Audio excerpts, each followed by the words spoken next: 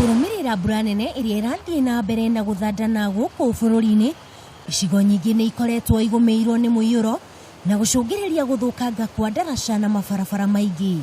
Kumana na mbura iria ikoretwo ikiura mwena wa Turkana na West Pokot, Ruui rwa Turkwell nirunite na guthararia mihango ya uthii ndaraca-ini ya Kainuk iria ihakanitie kaunti icio cieri. Lokioto ni umwe wa maabithaa guthaitira mitino na mogwati ni uritie aikari gicagi kia Latea kuma Turkana West mehaririria guthama gukirikana maai ya kofanirio ni Muiyuro uyu kuona mbura no irathii na mbere na guthandana. We are asking traffic or to remain calm. When they reach there, they have to ensure that the river now subsides before they cross.